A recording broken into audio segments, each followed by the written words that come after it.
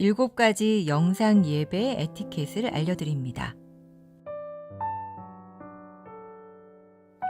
시간과 장소를 구별합니다. 하나님께서 말씀으로 임하시는 거룩한 시간입니다. 일상을 잠시 중단하고 예배를 위한 시간을 구별하여 조용한 장소로 이동합니다.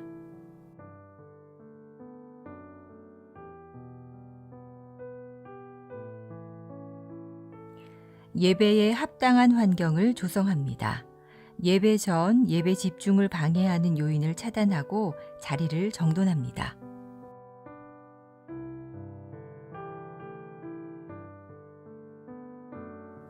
하나님께 마음을 모으고 성령님의 임재를 청합니다. 단정한 복장과 바른 태도로 자리에 앉아 1, 2분간 침묵으로 성령님의 임재를 청하는 기도를 드립니다.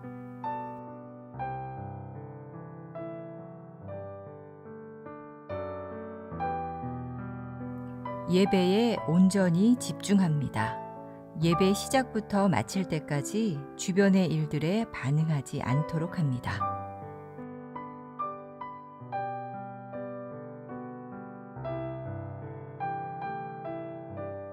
몸과 목소리로 적극 참여합니다. 인도자의 안내에 따라 자리에서 일어나고 앉으며 소리를 내어 찬양하고 기도에 응답합니다.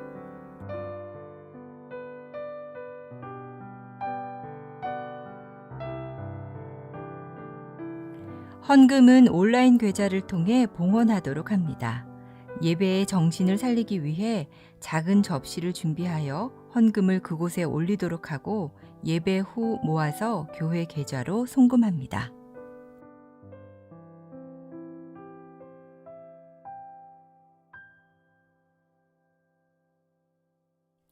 감사 기도로 마무리합니다. 축도 후 피아노 후주로 1, 2분간 하나님의 말씀과 임재에 감사하는 기도로 예배를 마무리합니다.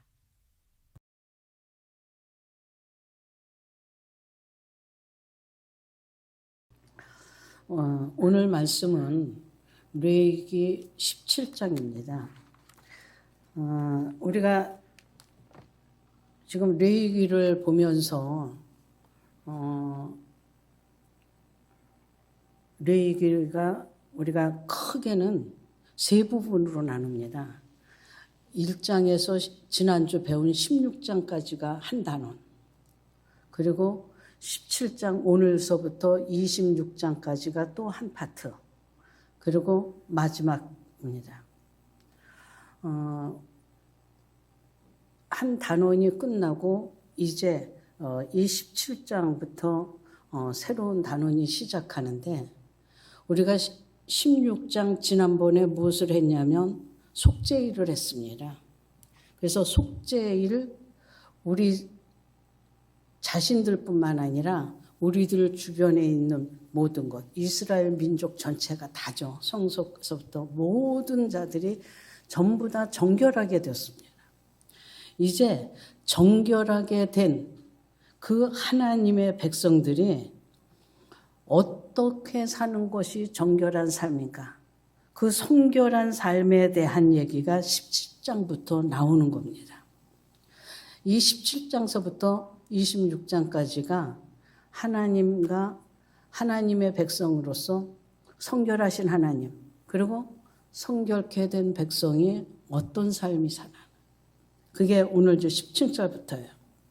그런데 여러분들이 말씀을 이렇게 읽으시면 오늘 그런 얘기 하나 없고 피 얘기 같은데 무슨 얘기인지 도저히 모르겠다. 주님, 눈을 열어주시고 귀를 열어주셔서 오늘 말씀이 우리를 거룩하게, 성결하게, 깨끗하게 이끄시고 살아가는 방법의 말씀인 것을 여러분 모두가, 제가 깊이 만날 수 있는 복된 시간이 되시기를 바랍니다. 우리가 다시 한번 조금 뒤집어 보겠습니다. 레위기 1장서부터 7장까지는 우리가 희생 제물 드리는 제사에 관한 얘기였습니다. 8장에서 10장까지는 제사장들에 관한, 그 다음에 11장서부터 15장까지 정결 예식에 관한 얘기를 했고, 그 다음에 16장, 지난번에 우리가 속죄일에 관한 얘기를 나눴습니다. 우리가 하나님 앞에서, 거룩하신 하나님 앞에서 우리가 어떻게 거룩한 백성으로 살아가느냐. 레위기 주제가 내가 거룩하니 너희도 거룩하라. 이거 잊어먹으시면 안 돼요. 내가 거룩하니 너희도 거룩하라. 이게 주제예요. 그래서 그 모든 말씀이 우리를 어디로? 거룩한 삶으로, 거룩한 생활로, 거룩한 자의 모습으로 이끌어가는 것입니다. 오늘 17장 1절부터 조금 세부적으로 살펴보겠습니다. 저 쳐다보지 마시고 성경책을 보시기를 바랍니다. 17장 1절부터 하겠습니다. 17장은 크게 두 부분으로 나눕니다. 1절서부터 9절까지 말씀과 10절서부터 16절까지 두 부분으로 나눕니다. 피에 대한 규정, 그게 이제 10장서부터 16장까지고, 그 다음에 이제 가축을 도살하고, 그 다음에 그 희생의 장소에 대한 규정이 17장 1절부터 9절까지 말씀입니다. 같이 보겠습니다. 여호와께서 모세에게 말씀하여 이르시되 아론과 그 아들들과 이스라엘의 모든 자손에게 말하여 그들에게 이르기를 여호와의 명령이 이러하시다 하라. 지금 요 1절 2절은 우리가 지금 17장에서부터 26장까지가 성결한 거에 대한 얘기라고 했습니다. 그거의 서론이에요. 근데 재미있는 말씀은 요 1, 2절이 26장 끄트머리 가면 또 비슷한 게 나와요. 어떻게? 가로치고 가로쳐서 요거 성결법이다 라고 하는 것을 시작해주고 마감해주는 거예요. 성경은요, 볼수록 재밌어요. 그리고 성경은 국민학생들도, 죄송합니다. 제가 국민학교를 나와가지고요. 초등학생들도 읽으면 알 수 있도록 성경 안에서 거의 다 해석을 해줘요. 풀어준단 말이에요. 그러니까 자세히 조금 집중만 해서 보면 성경을 다 자세히 알 수 있습니다. 3절부터 보겠습니다. 이스라엘 집의 모든 사람이 소나 어린 양이나 염소를 진영 안에서 잡든지 진영 밖에서 잡든지, 이제 짐승을 잡는 얘기예요. 먼저 회방문으로 끌고 가서 여호와의 성문 앞에서, 성막 앞에서 여호와께 예물로 드리지 아니하는 자는 피 흘린 자로 여길 것이라. 그가 피를 흘렸은즉 자기 백성 중에서 끊어지리라. 지금 먹으려고 잡든지 아니면 하여튼에 식용을 하든 뭐든지 잡는데 어디로? 하나님의 회막문 앞으로 전부 다 끌고 가서 잡아야지. 그렇지 않으면 뭐예요? 그냥 멀쩡한 거, 죽인 거, 핏값 찾겠다는 얘기예요. 요거에 대한 설명 조금 이따가 하겠습니다. 5절. 그런즉 이스라엘 자손이 들에서 잡던 그들의 재물을 회막문 여호와께로 끌고 가서 제사장에게 주어 화목제로 여호와께 드려야 할 것이요, 제사장은 그 피를 회막문 여호와의 제단에 뿌리고 그 기름을 불살라 여호와께 향기로운 냄새가 되게 할 것이라. 그들은 전에 음란하게 섬기던 순념소에게 다시 제사하지 말 것이라. 이는 그들이 대대로 지킬 영원한 규례니라. 지금 여러분들이 말씀을 보면 3절에 이스라엘 집의 모든 사람이 그렇게 나와요. 또 8절에 이스라엘 집 사람들, 10절 이스라엘 집 사람, 13절 모든 이스라엘 자손. 지금 이 말씀은 누구 개인에게 하는 것이 아니라 이스라엘 전체 공동체에게 해요. 그런데 앞에서는 이스라엘 집의 모든 사람으로 하다가 뒤에 가면 어디로 나오냐면 8절부터 이스라엘 집 사람들뿐만 아니라 그들 중에 거류하는 자 그래요. 지금 그들 중에 누가 이스라엘 집 사람들끼리 사는데 그럼 누가 거주한다는 얘기냐? 우리가 출애굽기 했습니다. 출애굽기 할 때 이스라엘 백성들이 유월절을 통해서 이스라엘 백성들이 애굽에서 나옵니다. 그때 나올 때 그 10가지 재앙을 보고 그리고 유월절 양을 통해서 죽음에 넘어가는 것을 통해서 그들 중에 이스라엘 백성 말고 다른 민족들이 하나님만이 여호와 하나님만이 상천하지의 유일하신 하나님이라 유일하신 신이라고 하는 것을 깨닫고 나온 사람들이 있어요. 그래서 민수기에 보면 뭐라고 얘기하냐면 잡다한 족속이 그래요. 그래서 민수기에서 막 고기 때문에 뭐 불평하고 막 그럴 때 진 끝에 있는 잡다한 족속들이 불평해서 그 진 끝을 사르는 얘기가 나오죠. 기억나시죠? 남은 그냥 이렇게 해서요. 잡다한 족속. 그러니까 애굽에서 나올 때 이스라엘 백성들만 나온 게 아니라 애굽에서 살고 있던 다른 민족들도 또 애굽 사람들도 그 중에서 나왔어요. 그래서 그들도 이제 확대를 해가는 겁니다. 고대의 사람들, 민족들은 한 집안의 제일 연장자가 제사장 역할을 했습니다.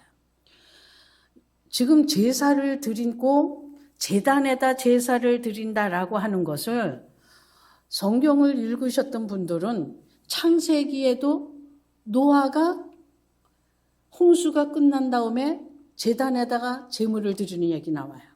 아브라함도 여기 나와. 야곱. 전부 다 나옵니다.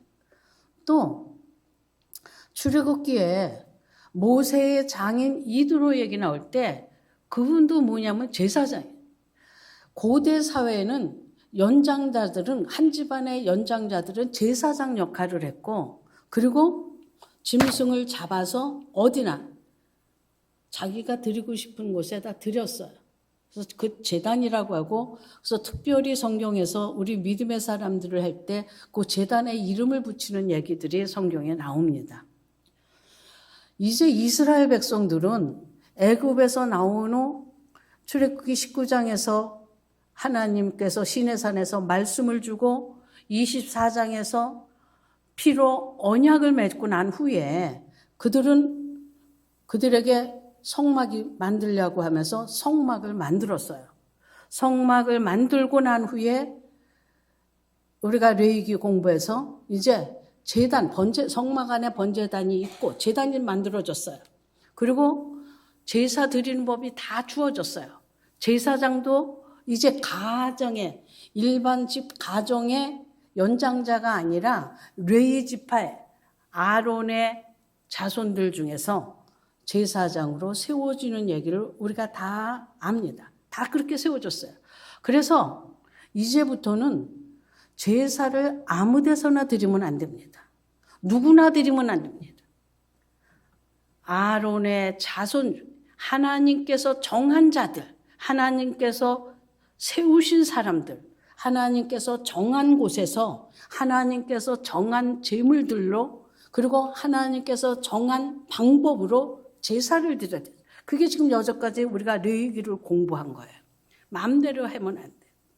그런데 이제 집에서 이들은 유목민이잖아요. 그리고 광야에서 사니까 그 가축을 잡아서 먹을 일이 생긴 거예요. 먹는데 어떻게 해요? 그거를 잘못 잡아서 계속 말씀을 주셨어요. 피채 먹으면 안 되고 잘 저게요. 그런데 7절에 보니까 뭐냐? 순념소에게 제사 드리는, 다시 얘기하면 이거를 다른 번역본들을 찾아보면 순념소 우상, 순념소 귀신이라고 나와요. 물론 이게 여기만 나오는 것이 아니라 역대하에도 나옵니다. 이것은 애굽에서 드리던 그 제사, 애굽 사람들이 드리던, 애굽 생활에서 드리던 제사 중에 하나고, 또한 이방민들도 드리던 제사 중이에요. 근데 이제 고기를 잡아서 먹으려고 막 하면서, 한 가지는 내가 집에서 잡아서 먹는다고 하므로 뭐 할 수가 있냐? 피를 제대로 빼지 않고 제대로 처리하지 않고 먹을 수가 있어요. 피는 어디다가 쏟았습니까? 제단에서 그 잡아서 제단에 뿌려야 되고, 지성소에 들어가서 뿌려야 되고, 성전 안에 있는 모든 그릇들에 뿌리고, 남는 것은 쏟아서 묻게 돼 있잖아요. 지정된 곳에. 그런데 그 피를 잘못 다룰 수가 있어요. 근데 그 피를 왜 중요하냐? 그게 이제 10절부터 나오니까 그 얘기는 조금 뒤로 하고, 어쨌든 간 피 때문에 그것을 어디로 갖고 와라? 다 성전, 회막으로 갖고 와라. 성전으로 갖고 와라. 거기서 잡으라. 그리고 그냥 맘대로 먹지 말고, 제사 중에 유일하게 드렸던 제물을 도로 돌려주는 게 누구냐? 제사 드린 자에게 돌려주는 게 화목제입니다.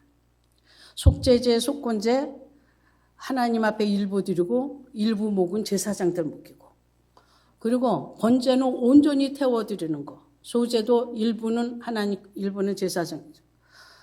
화목제만 피와 기름을 하나님 앞에 드리고 나머지는 전부 다 드린 제사자에게 줘요. 그래서 그거를 누구하고? 이웃과 친척들과 전부 다 나눠 먹어서 축제가 되는 것이 이 화목제예요. 그러니까 너 먹으려고 잡는 것으로 끝나지 말고, 그걸 어떻게? 제단을 성소로 갖고 와서, 성막에 갖고 와서 잡아서 하나님 앞에 화목제물로 드리고, 그리고 전부 다 이웃들과 나눠 먹으라. 그러면 어떻게 해요? 피에 대해서 하나님 앞에 범죄하는 일이 없을 거다. 두 번째 이유는 뭐예요? 집에서 내가 잡아요.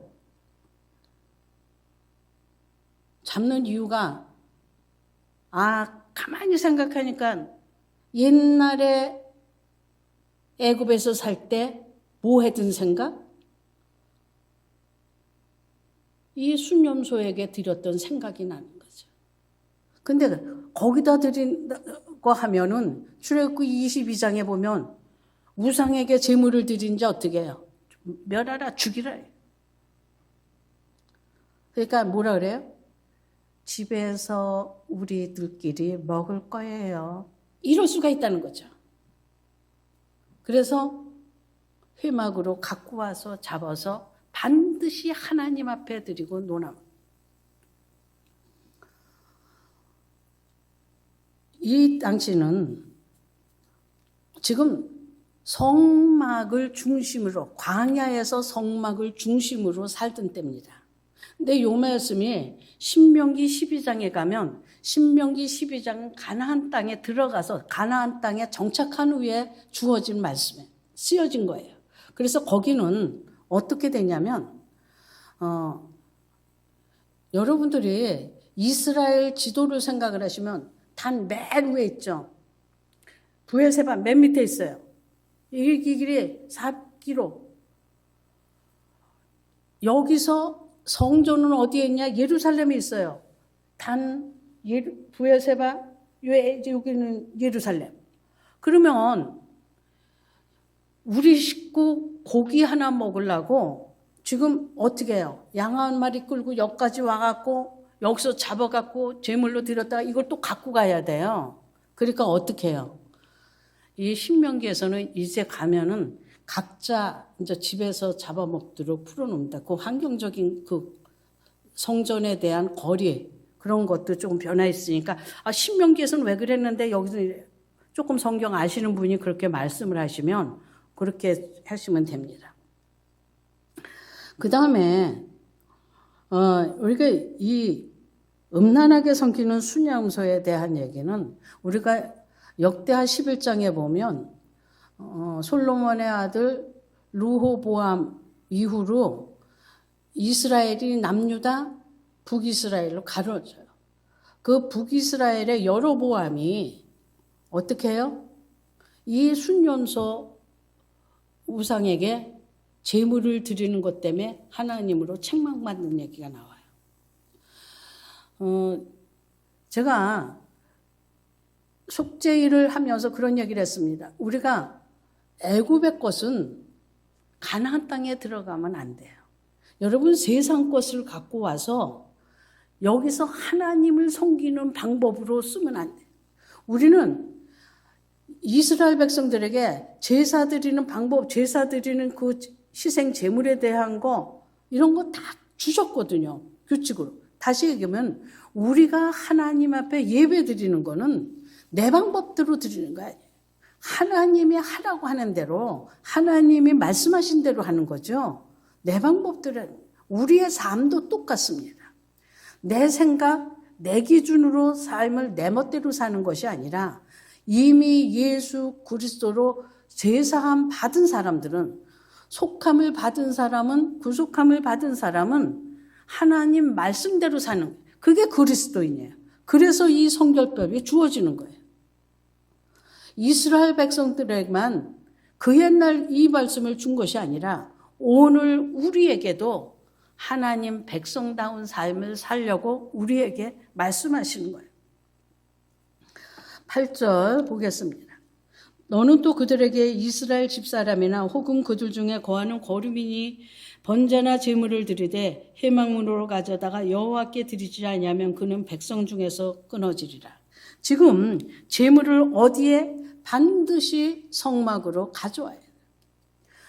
이것을 신명기에서 보면 우리가 제사 드리는 곳이 어디에 있어요? 반드시 하나님이 지정한 곳에, 정한 곳에서만 제사를 드리게 돼 있어요.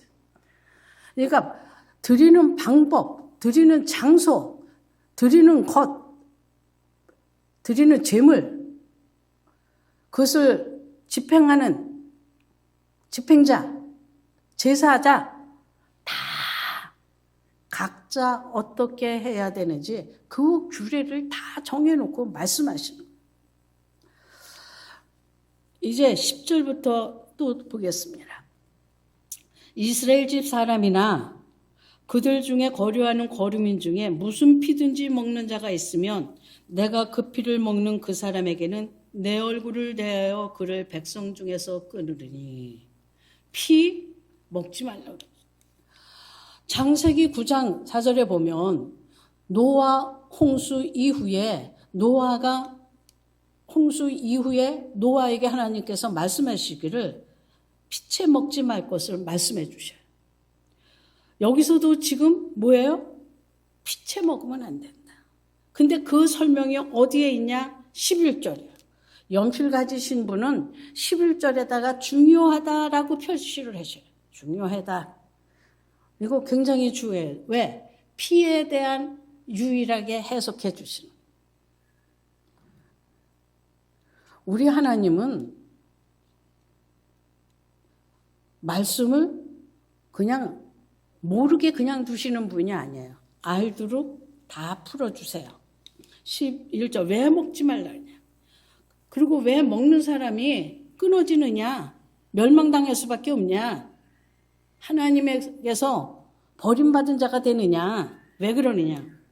11절 육체의 생명은 피에 있습니다. 내가 이 피를 너희에게 주어 제단에 뿌려 너희의 생명을 위하여 속죄하게 하였나니. 피가 생명이고요. 그리고 이 피가 뭐를 해요? 우리들의 죄를 속한다. 생명의 피가 있으므로 피가 죄를 속하느니라. 우리는 예수 그리스도의 보혈로 우리의 죄를 속함을 받았다고 얘기를 합니다. 구약의 속죄는 계속 얘기합니다. 덮는 거예요. 가려주는 거예요. 짐승의 피로 어떻게 해요? 그 속죄소 가서 그 피를 뿌려서 뭐예요? 그 말씀이 이렇게 딱 볼 때 우리들의 죄가 보이지 않게 가려주고 덮어주는 역할을 해요. 왜? 그 짐승의 피는 불완전합니다. 완전하지. 우리는 사람의 생명을 가졌지 짐승의 생명을 가진 게 아니잖아요. 사람, 하나님으로부터 부여받은 생명을 가진 자. 근데 짐승의 피로 대속을 하니까 불완전. 그래서 매번 뭐예요? 죄가 생각이 나요. 그래서 매번 덮어졌다가 그것이 또 생각이 나서 기억되어져서 또 하나님 앞에 또 속죄 제물을 드리고 속건 제물을 드리고 그 삶을 살아요. 그런데 우리 주 예수 그리스도는 당신의 생명으로 뭘 했어요? 우리들의 죄를 당신의 생명으로 대신 갚았어요. 사단에게 팔린 우리의 생명을 당신의 생명으로 값을 치르고 우리 생명을 되찾아왔던 거예요. 그것은 완전히 값을 치렀어요. 그래서 그걸 구속이라고 그래요. 그걸 이제는 신약에서는 죄가 가려지고 덮여진 것이 아니라 완전히 값을 치르고 끝난 거예요. 완전히 죄가 해결된 거예요. 죄 문제가 이제 끝났습니다. 완전히. 이게 그래서 여기서 이 피가 어디까지 예수 그리스도의 그 피뿌림의 보혈의 역사까지 같이 연결되는 그 귀한 말씀이에요. 여러분 요거 꼭 기억하세요. 12절. 그러므로 내가 이스라엘 자손에게 말하기를 너희 중에 아무도 피를 먹지 말며 너희 중에 거류하는 거류민이라도 피를 먹지 말라. 이제 누구도 피를 먹으면 안 됩니다. 왜? 피는 그 사람의 생명이니까 내가 먹으면 그 짐승의 생명이니까 그 짐승을 치료하는 거예요. 생명은 생명으로밖에 속해지지 않아요. 그렇기 때문에 절대 피를 먹지 말라고 하는 거예요. 그러니까 여기서 앞에서 피 어떻게 해요? 그 잘못 취하면 생명을 속한 거니까 생명으로 갚아야 된단 말이에요. 그래서 절대로 짐승의 피는 짐승의 피, 사람의 생명은 사람의 생명으로 갚아야 되니까 이거 그래서 피를 굉장히 조심해요. 얼마나 우리 하나님의 사랑이 모든 창조물 가운데 나타나느냐. 13절. 모든 이스라엘 자손이나 그들 중에 거류하는 거류민이 먹을 만한 짐승이나 새를 사냥하여 잡거든 그곳에 피를 흘리고 흙으로 덮을지라. 이제 짐승의 피도 가서 먹으려고 사냥한 그 짐승의 피도 함부로 할 수가 없어요. 다 잘 덮어줘요. 14절. 모든 생물은 그 피가 생명과 일체라. 피가 바로 생명이에요. 그러므로 내가 이스라엘 자손에게 이르기를 너희는 어떤 육체의 피든지 먹지 말라 했으니 모든 육체의 생명은 그것의 피인즉 그 피를 먹는 모든 자는 끊어지리라. 15절. 또 스스로 죽은 것이나 들짐승에게 찢겨 죽은 것은 먹은 모든 자는 본토인이거나 거류민이거나 그의 옷을 빨고 물로 몸을 씻을 것이며 저녁까지 부정하고 그 후에는 정하려니와 그가 빨지 아니하거나 그의 몸을 물로 씻지 아니하면 그가 죄를 담당하리라. 스스로 죽은 것, 들짐승에게 찢겨 죽은 것. 우리는 지난번에 정결 예식에서 시체를 만지면 부정한 자가 된다 그랬어요. 죽음, 그건 죄의 싹시죠. 그렇기 때문에 죄로 인해서 죽은 것, 부정한 거예요. 그러니까 그 부정한 것을 만진 자는 어떻게 해요? 옷을 빨고 몸을 씻어서 그 부정한 것을 씻어내고 어떻게 해요? 생명으로 소송케 되라. 근데 그가 빨지 않거나 몸을 물로 씻지 않으면 그 죄가 담당하다. 우리가 정결 예식을 준 거나 제사 예법을 준 것이나 이 모든 것은 전부 다 하나님의 우리 죄인들을 향한, 사람들을 향한 하나님의 사랑의 표현입니다. 하나님의 은혜를 나타낸 거예요. 우리 하나님은 거룩하시기 때문에 죄인들은 하나님 앞에 갈 수 없습니다. 대제사장일지라도 1년에 한 번 그 지성소에 가서 하나님을 만나는데, 하나님을 그냥 만나면 죽을까 봐 어떻게 해요? 속죄제를 드리고 그 짐승의 피를 들고 가서 뿌려요. 왜?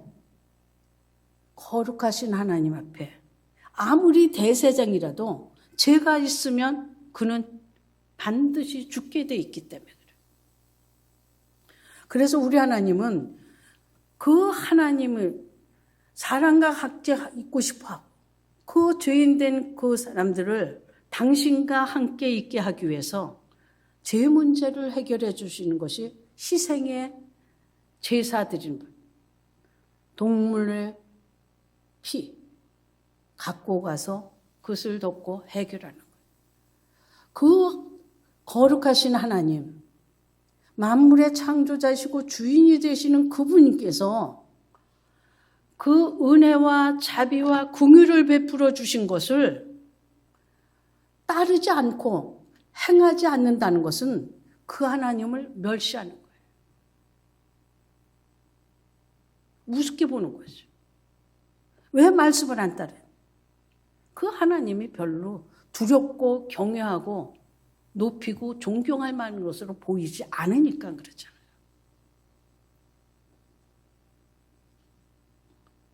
그래서 어떻게 해요? 그가 죄를 담당하리라 그래요. 지난번 우리가 16장에서 대제사장은 1년에 한 번 그 지성소에 들어가요. 그래서 거기에서 우리들의 죄 문제를 해결하는 얘기를 했습니다. 그때 그럼 이스라엘 백성들, 밖에 있는 회중들은 무엇을 하느냐?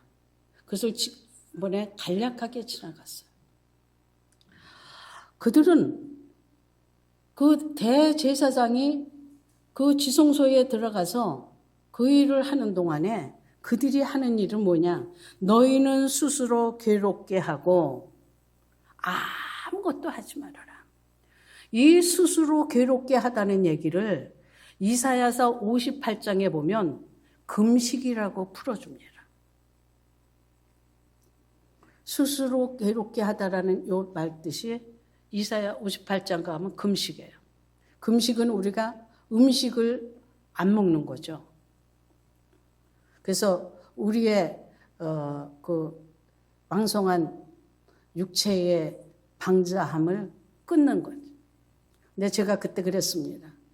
음식 끊는 것도 중요하지만 더 중요한 것은 우리의 옛사람을 완전히 끊어버리는 그 금식이 더 중요하다. 그런 얘기를 제가 지나가는 말로 했습니다. 이것의 또 다른 뜻은 뭐냐?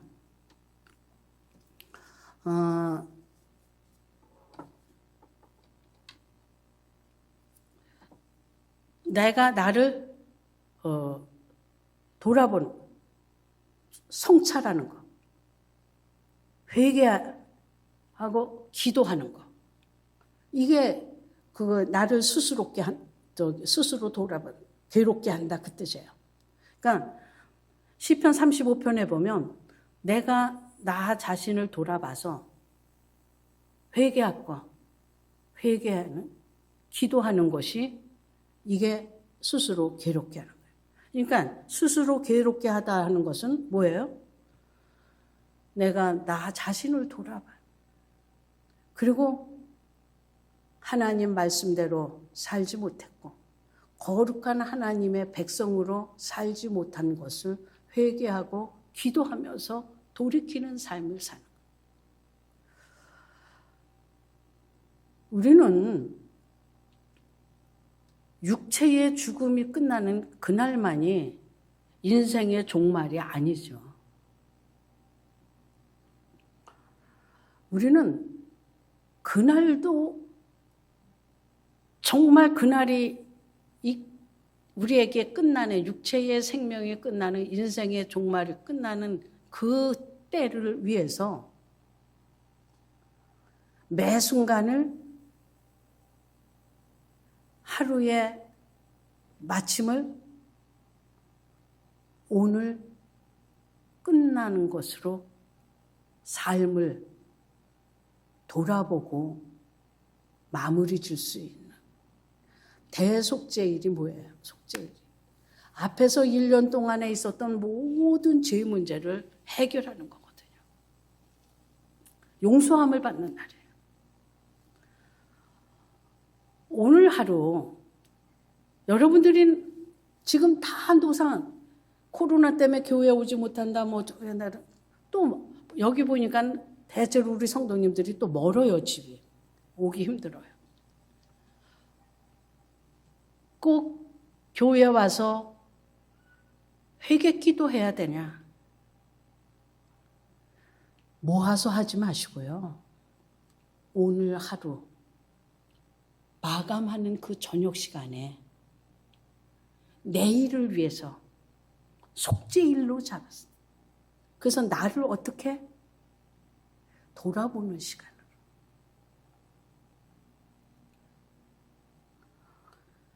배 목사님이 전에 노상 영성일기 그랬는데 여러분 하루를 돌아보면서 말씀대로 내가 살았나? 하나님 아들다운 삶이었나를 돌아보시고 잘못된 분, 부족된 분 이러는 것에 대해서 돌이켜 회개 기도하고 내일 또 다른 성결한 상, 거룩한 삶을 위해서 준비하시는 그런 밤이 가지시면 여러분 그거 어때? 그것도 종말을 준비하는 거죠. 우리 주님 다시 오신다고 그랬는데 여러분 그거 준비하죠. 우리가 지금 사순절 5번째다. 사순절 첫 번째, 두 번째, 세 번째 이게 이제 교회력으로 따져서 지금 우리 가는 거잖아요. 이게 이제 캐톨릭에서 있었던 거 우리는 다 그거 폐하고 말씀만 하고 나왔다가 말씀만 하다 보니까 허전하니까 또 이제 이거 갖고 와서 써요. 이런 의식도 중요해요. 그러나 이스라엘 백성들에게 정결예식법, 제사예식, 희생제사 이런 모든 율법 많은 의식들이 있었습니다. 그러나 그들이 그게 형식화되고 의례화되고 습관화됐을 때 우리 하나님은 한탄하시고 눈물을 흘리셨습니다. 여러분들이 예언서를 읽어보세요.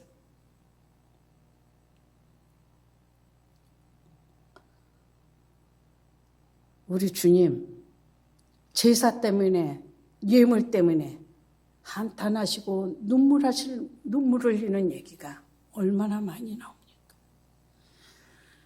여러분 우리가 내가 예수님을 믿었다고 해서 여러분 그것이 매같이 정말적으로 내 삶이 정리됐어. 돌아보고 금식할 거, 끊어야 될 거, 끊어지지 않은 것을 깨닫지 못하고 보지 못하고 알지 못하면은 우리의 삶은 형식화되고 습관화되고 의례가 되는 그런 생활이 될 수 있어요. 우리 하나님께서 말씀 주실 때 이건 삶이 되라고 얘기를 했지 형식으로 습관으로 의례가 되라고 말씀하신 게 아니에요.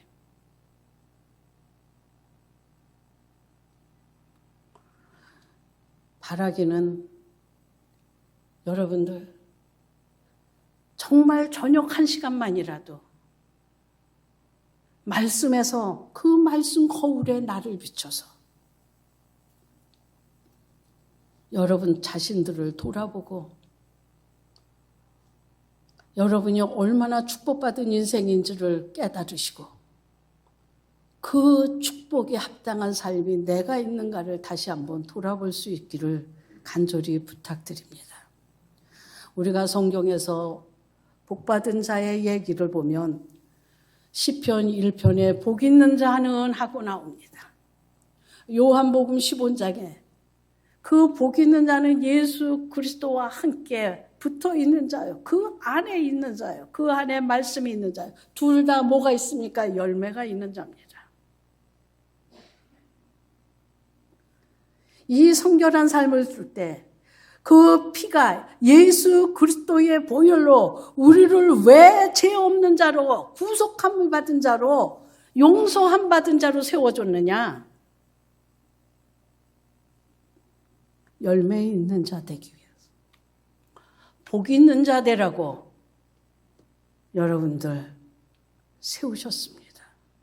부르셨습니다. 여러분들을 택하셨습니다. 여러분들을 구원하셨습니다.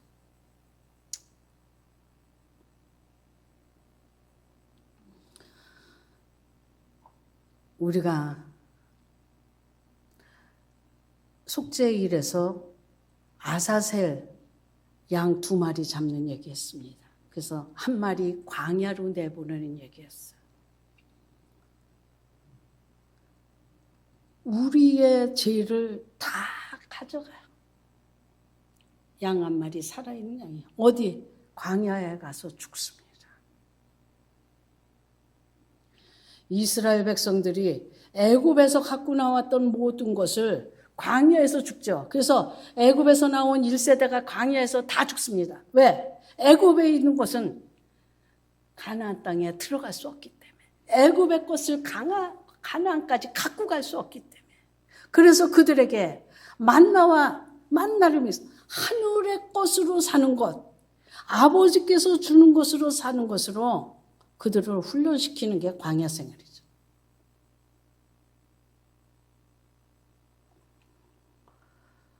그러면서 거기서 우리의 죄를 다 갖고 가서 너희 다 이렇게 용서됐어. 너희 죄는 다 떠났어. 없어. 우린 그 은혜에 감사한다고 얘기를 해요. 그리고 내가 그 은혜 받은 게 너무 기쁘다고 얘기를 해요. 그런데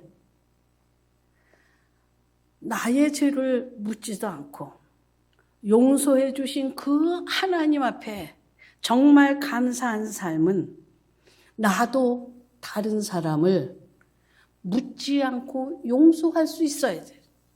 따지지 않고 용서할 수 있어야 돼. 우리는 쟤는 항상 똑같은 짓을 하면서 아유 이래요. 물론 그 사람도 문제가 있을 수 있습니다. 문제가 있죠. 똑같은 죄를 계속한다면, 똑같은 짓을 계속하면 문제 있어요. 그러나 그것을 용서 못하는 나도 문제가 있어요. 그거 볼 수 있어야 됩니다. 왜 우리가 이스라엘 자손들, 왜 이스라엘 집으로 얘기를 합니까? 우리는 혼자 하나님을 믿는 것이 아니라 함께 가는 거예요. 너, 나, 공동체. 그래서 그게 한 몸이고 교회예요. 그게 하나님 백성, 하나님 나라. 거기서 누구를? 그러는 거에서 누구를 봅니까? 나를. 나는 똑같은 짓을 안 할지 못하지만 그것을 용서 못하고 내 속에 꾹꾹 앓고 있는 내 모습 속에서 용서 못하는 나의 그 부족한 것, 하나님의 은혜에 감사한 삶을 살지 못하는 그거를 봐야죠. 베드로가 물어보잖아요.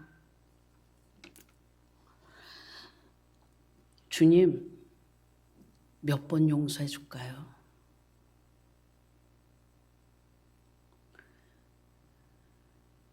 일흔 번에 7번. 7이라고 하는 완전 숫자를 써서 어떻게 완전하게 용서해 줘라. 우리 주님은 완전하게 온전하게 우리 죄를 용서하셔서 우리 죄를 도말하셨다고 그랬습니다. 기억 안 하신다고 그랬어요. 그런데 그러지 못하는 우리는 어떻습니까? 예수님은 그 아사셀 양이 될 때, 아사셀 할 때 그 제사장의 양 한 마리한테 모든 죄를 다 안수해서 아뢰잖아요. 이스라엘 백성들의 모든 죄를 아뢰. 우리 예수님 뭐라고 아뢰십니까? 아버지요, 저들이 하는 일을 저들이 알지 못합니다. 아버지, 저들의 죄를 용서해 주시옵소서. 우리는 애들을 야단칠 때요, 너 아이고 그래지 그래. 걔가 깨달으면 안 해요. 모르니까 하는 거거든요. 우리가 똑같은 거예요. 상대방도 똑같은. 다만 우리 할 것은 내가 하나님의 은혜와 사랑과 공의하심을 받고 나의 죄속함을 받았 하나님의 자녀가 됐다면, 하나님의 택한 자가 됐다면 오늘 아버지도 나를 그 삶을 살길 원하신다는 것을 깨닫고 내가 그 삶을 살아야 되고 그 삶 살지 못한 것에 대해서 어떻게 성찰을 돌아봐요. 그리고 회개하고 돌이키는 삶에서 오늘 히브리서를 통해서 우리가 이 뇌기의 말씀을 해석해 주는 것을 잠시 부분 조금 해서 보겠습니다. 이 히브리서는 히브리인들에게 쓴 말씀입니다. 이 뇌기의 말씀, 이것을 또 모세오경의 구약에 있는 말씀을 예수 그리스도로 해석해 준 말씀이에요. 히브리인들은 율법에 정통한 사람들입니다. 율법에 정통한 그들에게 그 율법이, 그리고 그 제사가, 희생 제물이, 성막이, 제사장이 모두 다 예수 그리스도라고 하는 것을 가르쳐줘요. 해석해 줍니다. 히브리서 8장, 여기 안 나와요. 찾으시길 바랍니다.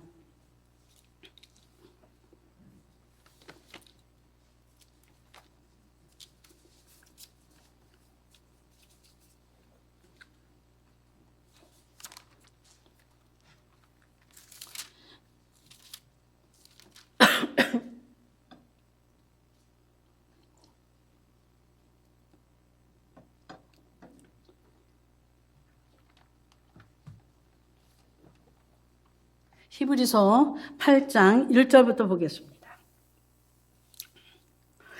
지금 우리가 하는 말의 요점은 이러한 대제사장이 우리에게 있다는 것이라. 그는 하늘에서 지극히 크신 이의 보좌 우편에 앉으셨으니, 지금 예수 그리스도가 대제사장이시고 지금 어디에? 하늘 보좌 우편에 계시다. 2절, 성소와 참 장막에서 섬기는 이시라.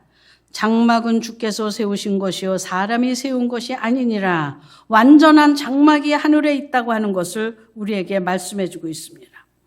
구약은 그림자, 모형이에요. 5절, 그들이 섬기는 것은 하늘에 있는 것의 모형과 그림자라. 지금 레위기에서 우리가 지금까지 공부한 모든 것은 뭐라? 모형과 그림자다.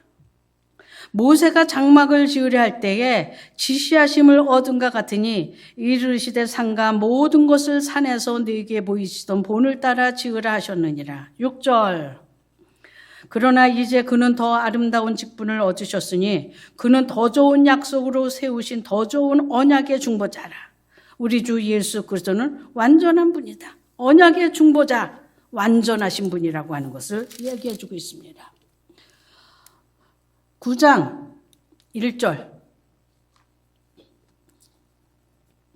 첫 언약에도 섬기는 예법과 세상에 속한 성소가 있더라. 지금 뭐가 있어요? 성소, 성경이 있어요. 7절. 안 빠르죠? 네, 그렇죠? 네. 7절. 오직 둘째 장막은 대제사장이 홀로 1년에 한 번 들어가되 자기와 백성의 허물을 위하여 드리는 피 없이는 아니하나니. 지금 뭐예요? 대제사장이 1년에 한 번 들어갔어요. 뭐 갖고? 피 갖고. 자기와 누구를 위해서? 대제사장도 뭐라? 죄인이고 백성들도 죄인이기 때문에 아까 제가 얘기했죠. 제사장도 자기 죄부터 속죄제를 드렸다. 자기 죄를 위해서. 8절. 성령이 이로써 보이신 것은 첫 장막이 서 있을 동안에는 성소에 들어가는 길이 아직 나타나지 아니한 것이라. 9절. 이 장막은 현재까지의 비유니, 지금 구약에서 나오는 성막은 뭐예요? 비유다 이거예요. 이에 따라 드리는 예물과 제사는 섬기는 자를 그 양심상 온전하게 할 수 없나니. 그래서 어떻게 해요? 매번 제사를 드리고 1년에 한 번 대속죄일을 지켜서 완전한 온 이스라엘 민족이 성소로부터 개인지까지 완전히 성결케 정결케 되는 일을 할 수밖에 없다는 것을 얘기해 주죠. 10절. 이런 것은 먹고 마시는 것과 여러 가지 씻는 것과 함께 육체의 예법일 뿐 개혁할 때까지 맡겨두신 것이라. 개혁 언제? 우리 주 예수 그리스도로 말미암아 온전케 되었다. 예수 그리스도. 이때까지 예수 그리스도로 이제 어떻게 해요? 모든 게 완전케 됐어요. 11절. 그리스도께서는 장래 좋은 일에 대제사장으로 오사 손으로 짓지 아니한 것 곧 이 창조에 속하지 아니한 더 크고 온전한 장막으로 말미암아. 지금 이스라엘 백성들이 지은 성막 그리고 예루살렘 성전 그것이 아니라 어떻게 해요? 더 크고 온전한 하늘의 장막. 그 이야기하는 거예요. 12절. 염소와 송아지 피로 하지 아니하고. 이스라엘 백성들이 제사 드릴 때 뭐 했어요? 염소와 송아지 피로 제사를 드렸어요. 그런데 이제 그걸로 안 하고 오직 자기의 피로 영원한 속죄를 이루사 단번에 성소에 들어가셨느니라. 지금 1년에 한 번밖에 못 들어갔어요. 염소의 송아지 피 갖고 매번 그 죄를 덮어야만 됐었어요. 그런데 이제 어떻게 해요? 자기의 피, 예수 그리스도의 피, 예수 그리스도의 생명으로 완전한 속죄세. 이제 완전히 죄를 해결했어요. 사단에게 빼앗겼던, 저희들은 마태복음은 왜? 사단의 물건이었어요. 가구였어요. 근데 예수 그리스도가 어떻게 자기의 생명을 주고 우리를 찾아왔어요. 우리가 죄인이었던 우리가, 죄에 팔려갔던, 사단에게 죄로 팔려갔던 우리가 이제 예수 그리스도가 피로 사서 우리를 하나님의 자녀, 완전히 죄의 문제를 해결해서 끝났다. 어떻게? 영원한 속죄가 되겠다. 영원한 속죄. 단번에 들어갔어요. 13절. 염소와 황소의 피와 및 암송아지의 죄를 부정한 자에게 뿌려 그 육체를 정결하게 하여 거룩하게 했거든. 이제 그 죄를 태운 것들 그런 거 갖고 육체에 부정해졌던 자들을 깨끗하게 했는데, 거룩하게 했는데, 하물며 14절. 영원하신 성령으로 말미암아 흠 없는 자기를 하나님께 드린 그리스도의 피가 어찌 너희 양심을 죽인 행실에서 깨끗하게 하고 살아계신 하나님을 섬기게 하지 못하겠느냐. 이제 우리 뭐가 전부 다 뭐 된 거예요? 우리 모두 제사장, 하나님 섬기는 자가 되었어요. 뭐로? 죄 문제가 돼서 완전히 깨끗해져서 우리 모두, 저와 여러분은 이제 뭘로? 하나님을 섬기는 제사장이 되었습니다. 그걸 베드로전서에서 뭐라고 그런다고요? 왕 같은 제사장이라고 해요. 하나님 섬기는 자, 제사장. 이제부터 저와 여러분은 나를 위해 사는 자가 아니에요. 세상을 위해서 사는 자가 아니라 누구를 위해서? 오로지 하나님만을 위해서 사는 자예요. 아니, 나이 먹었는데 뭐려? 아니요.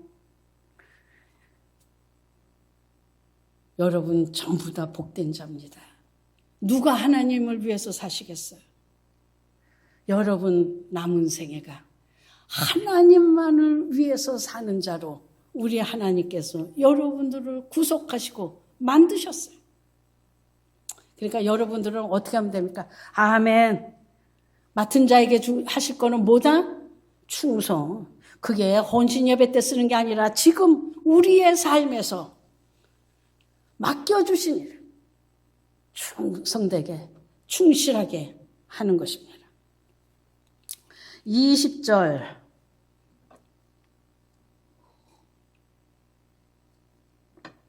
이르되 이는 하나님이 너에게 명하신 언약의 피라.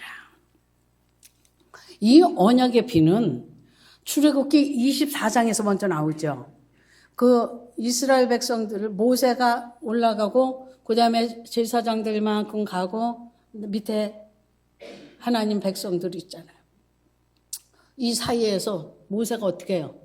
그 짐승의 피를 잡아서 뿌리잖아요. 그러면서 이게 뭐야?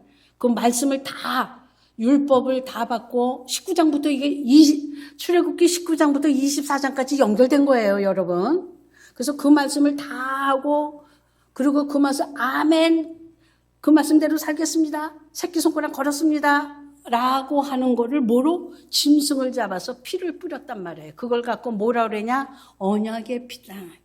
근데 이 언약의 피를 복음서에서 예수님이 마지막 최후의 6월절 지나면서 그때 뭐라 그래요? 내 피를 마시는 자, 내 몸을, 육체를 빵 먹는 자, 뭐라 그래요? 이게 언약의 피라 말씀입니다. 그러면서 고린도전서 11장에 성만찬을 하면서 그게 또 뭐라 그래요? 언약의 피. 뭐예요? 이제 그 언약의 피가 뭐예요? 하나님과 이스라엘 백성들 하신 대로 살겠습니다 하고 약속한 거거든요. 지금 뭐예요? 예수님이 복음서에서 새로운 언약을 맺었다는 거예요. 새로운 언약. 이제 지금은 구약의 그 이스라엘 백성들이 율법으로 제사 모든 예식으로 맺어진 그 언약이 아니라 우리 주 예수 그리스도가 십자가에서 이루어 놓으신 그 피로 새로운 언약. 그게 뭐예요? 예레미야서 31장. 그 뭐예요? 네가 내한테. 여러분, 우리는 이제 우리 주님과 함께. 그래서 우리를 뭐라 그래요? 하나님 백성인 우리가 성전됐고, 그리고 그 안에 하나님이 성령이 우리 안에서 살고 계셔. 이제 새로운 언약을 맺은 여러분 됐습니다. 그래서 구약의 것은 어떻게 해요? 모든 거 다 우리 주 예수 그리스도가 온전케 완전케 이루심으로 우리는 이제 그것을 지킬 일이 없어요. 여러분 얼마나 감사합니까? 21절. 또한 이와 같이 피를 장가 섬기는 일에 쓰는 모든 그릇에 뿌렸으니라. 이제 예수 그리스도로 말미암아 모든 게 지금 이제 거룩하게 되었다라는 거 하는 것을 얘기를 해줘요. 23절. 그러므로 하늘에 있는 것들의 모형은 이런 것들로서 정결하게 할 필요가 있었으나 하늘에 있는 것들의 모형이 뭡니까? 이 당시 구약에 있는 모든 성막 그리고 제사장 그 모든 그릇들 전부 다 그런 걸 얘기하는 거죠. 하늘에 있는 그것들은 이런 것들보다 더 좋은 제물로 할지니 그 더 좋은 제물이 누구? 예수 그리스도라고 하는 것을 말씀해 줍니다. 24절. 그리스도께서는 찬 것의 그림자인 손으로 만든 성소에 들어가지 아니하시고 바로 그 하늘 지성소죠. 거기에 들어가사 이제 우리를 위하여 하나님 앞에 나타내시니라. 우리 주님 참성전에 들어가서 지금 거기서 일하고 계시죠. 26절. 그리하면 그가 세상을 창조할 때부터 자주 고난을 받았어야 할 것이로되 이제 자기를 단번에 제물로 드려 죄를 없이 하시려고 세상 끝에 나타나셨느니라. 우리는 예수님이 오신으로 우리는 뭐라 하냐면 말세 그래요. 이게 세상 끝, 말세.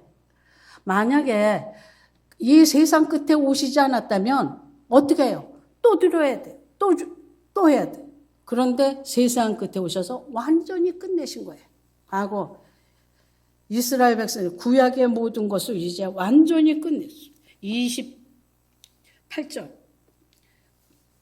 이와 같이 그리스도도 많은 사람의 죄를 담당하시려고 단번에 들이신 바 되셨고 구원에 이르게 하기 위하여 죄와 상관없이 자기를 바라는 자들에게 두 번째 나타나시리라. 소망 가운데 기다리시는 여러분들, 우리가 정결한 신부가 돼야 됩니다.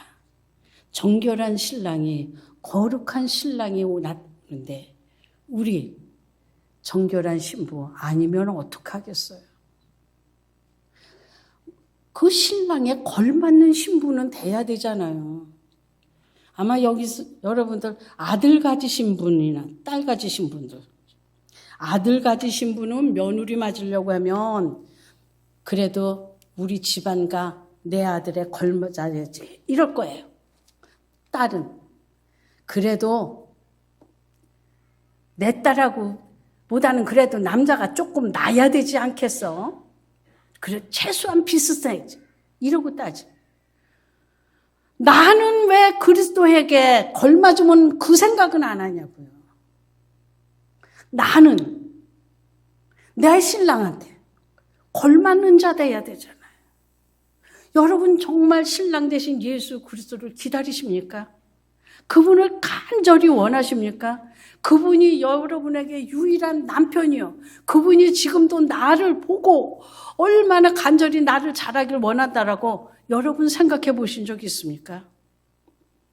여러분, 육체의 것, 눈에 보이는 것, 이 세상에 걸맞는 수준을 생각하지 마시고 하늘의 영원한 우리 주 예수 그리스도 신랑 되신 그분 앞에 내가 걸맞는 정결한 신부가 되시기를 주님의 이름으로 축원합니다. 10장입니다. 3절. 그러나 이 제사들에는 해마다 죄를 기억하는 것이 있나니. 왜? 이는 지금 4절은 3절 거를 설명해줘요. 왜 죄를 기억하게 하냐? 해마다 왜 죄를 기억하게 하냐? 이는 황소와 염소의 피가 능히 죄를 없이 하지 못함이라. 제가 구약의 속죄는 어떻게 하는 거라? 덮는 거라. 그래서 완전히 없앤 것이 아니기 때문에 기억이 안 돼. 그 다음에 10절. 이 뜻을 따라 예수 그리스도의 몸을 단번에 들으심으로 말미암아 우리가 거룩함을 얻어노라. 거룩하게 되는 게 아닙니다. 거룩하게 될 것이 아닙니다. 거룩함을 얻어노라. 아멘. 내가 어떤 노력을 해서, 내가 어떤 애씀이나 수고를 해서 거룩해진 것이 아니라 누구로? 예수 그리스도가 나를 거룩하게 만들었습니다. 레위기 주제는 하나님이 내가 거룩하니 너희도 거룩하라요. 거룩해지는 방법을 쭉 써놓은 게 레위기예요. 근데 이제 10장에서 우리에게 얼마나 축복의 말씀이 있습니까? 이미 어떻게 거룩해졌다라고 말씀하십니다. 저와 여러분 거룩한 자가 되었습니다. 그래서 그 거룩한 자를 다른 말로 얘기하면 성도예요. 그러니까 장로님 성도라고 부르신다고 나 장로인데 여러분 그러지 안 해도 돼요. 정말 좋은 거예요. 거룩한 자. 그 거룩한 자가 누구에게만 붙입니까? 구약 성경에서는 우리 하나님 한 분에게만 그 이름이 붙습니다. 그런데 이제 오늘 우리에게 거룩한 자가 됐다고 했어요. 이보다 축복된 말씀이 어디 있습니까? 이보다 영광스러운 말씀이 어디 있습니까? 어떻게 우리가 하나님과 같은 이름을 붙일 수가 있어요? 그러니까 히브리서에서 앞에서 뭐라 그러니까 예수 그리스도가 우리를 거룩한 형제로 부르기를 부끄러워 아니했다고 했어요. 여러분, 저와 여러분 그런 존재예요. 하나님이 보시고 거룩한 자라고 인정하는 존재로 우리가 바뀌어졌습니다. 여러분 복된 자입니다. 여러분 정말 축복받은 사람입니다. 여러분 정말 하나님의 큰 사랑을 입은 자입니다. 여러분 이 세상에 어떤 것보다 더 놀라운, 크고 놀라운 완전한 것을 여러분에게 주신 것입니다. 12절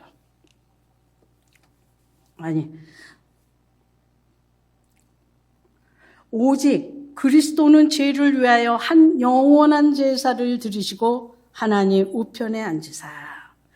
우리 예수 그리스도는 우리의 뭐가 됐습니까? 속죄제물, 속건제물, 번제, 소제, 화목제물. 온전히 우리들의 죄를 속하는 제물로서 돌아가셨어요.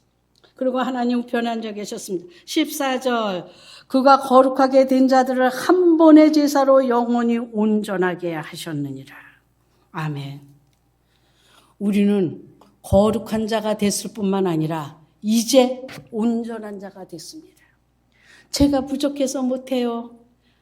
겸손이면 좋은데 우리 주님은 우리를 거룩한 자뿐만 아니라 온전하게 됐다고 그랬습니다. 온전한 자로 우리를 만드신 하나님을 찬양합니다. 19절 그러므로 형제들아 우리가 예수의 피를 힘입어 성소에 들어갈 담력을 얻었나니 그 길은 우리를 위하여 휘장 가운데로 열어놓으신 새로운 살 길이요 휘장은 그의 육체니라. 예수 그리스도가 십자가에서 죽으심으로 그 육체가 갈기갈기 찢겨짐으로 성소의 휘장이 찢어졌어요. 그래서 어떻게 지성소에 들어갔던 막힌 길이 열어졌어요. 이제 저와 여러분 지성소 안에 거하는 자가 되었습니다. 그뿐만 아닙니까? 우리가 예수 그리스도의 그 피로 말미암아 의롭게 되고 용서받아 하나님께 당당하게 믿음으로 나갈 수 있을 뿐만 아니라 우리는 악한 자에서 승리한 자가 됐어요. 그리고 영원한 영광. 그 영광스러운 하나님과 어떻게 영원히 함께 살 것. 그게 계시록에서 우리에게 말씀해 주신 거예요. 그분이 어떻게 다시 두 번째 오신다 그랬습니다. 여러분 영광스러운 그분과 함께 영원히 사는 그날 거룩하시고 정결하신 그 신랑 되신 그분 여러분 정결한 신부로 준비돼서 그 영광스러움과 아름다움에 그 옷이 우리들에게 신부로서 입혀져 신랑 되신 주님 그분과 함께 영원히 사는 그날을 누리시고 소망 가운데 기다리시는 여러분들 되시기를 주님의 이름으로 축원합니다. 기도하겠습니다.